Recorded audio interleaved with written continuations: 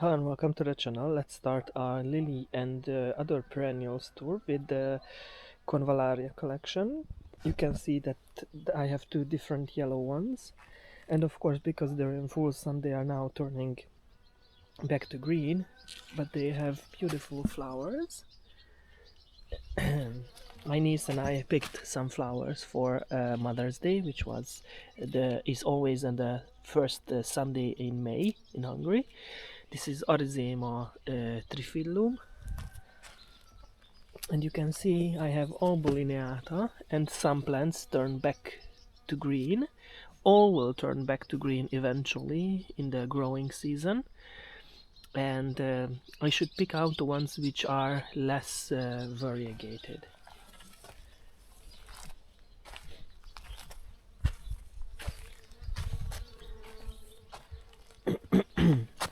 This is Polygonatum odoratum Stairway to Heaven. This is a Plendilites introduction, which I bought many years ago. And yes, sedums. I have given water to the plants. For the moment, it appears that we have about 100 millimeters or almost 4 inches of rain deficit. So you can see the cracks in the soil, and the mole is working.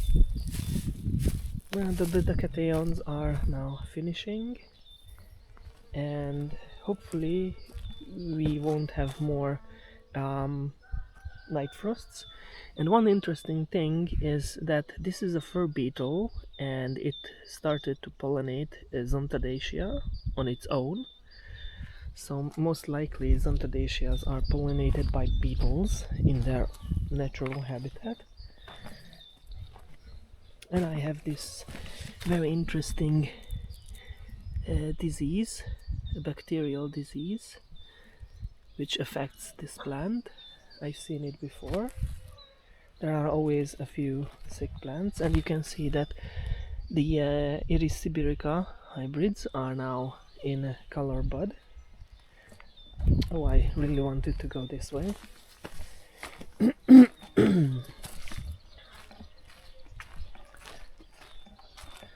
So here is the Zontodacea green goddess in flower, and this is pink flamingo, and it appears this one has seeds, so I have to mark it.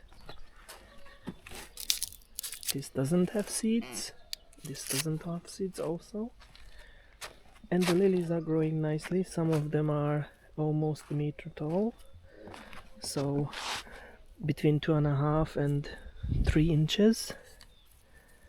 This one had some bacterial issues, unfortunately.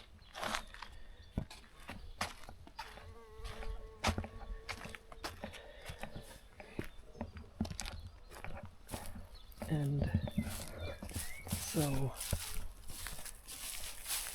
here the freshly planted bed is showing signs of life, which is good.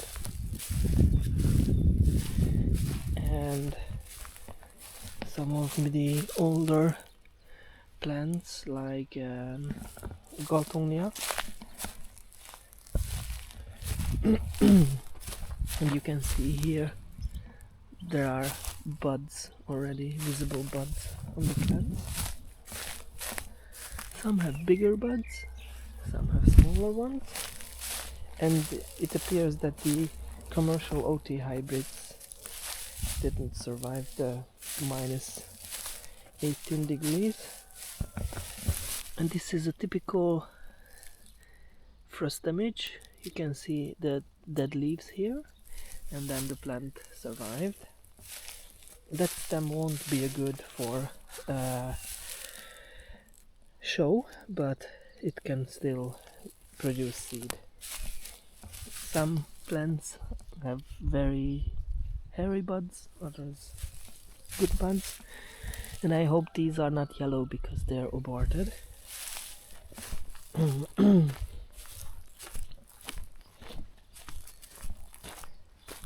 so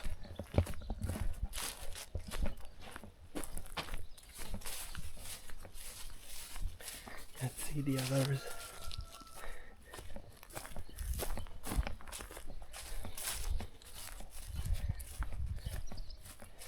This one grows sideways. That's not a good thing. Look at this, how many lovely buds. And I marked the stems which have fasciation, so I can cut it more easily and send it to the lab. Chives are in flower. The big alliums are starting.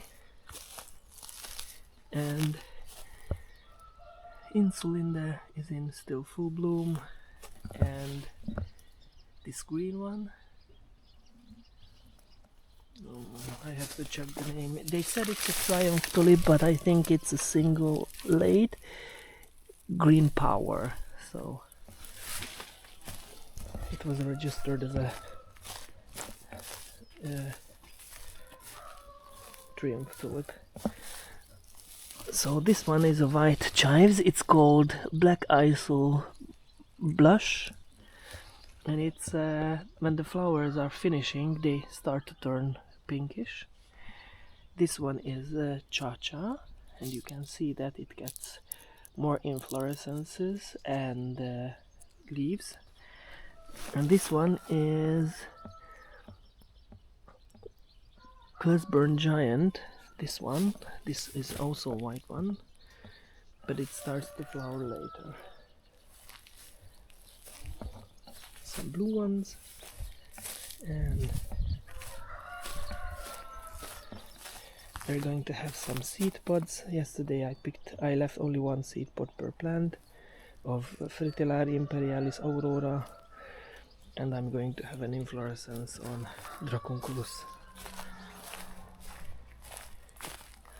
And the newly formed lily bed also shows some sign of growth. And this is Allium fistulosum, and you can see that some daffodils have nice thick pods. This pod is not good, so I have to pick the bad pods. And the TA hybrids are also showing a good number of buds. And the last of the daffodils, Narcissus, poeticus, recurvus, because the tepals curving backwards. And Hyacinthoides hispanica is also in bloom. I still have to pick later some Hyacinthus orientalis, the Roman hyacinth seeds for our in vitro seed growing and infection later with viruses. That's the only way for the moment we can get virus-free Hyacinthus. So that would be all for today. Thank you for your attention. See you next time. Bye bye.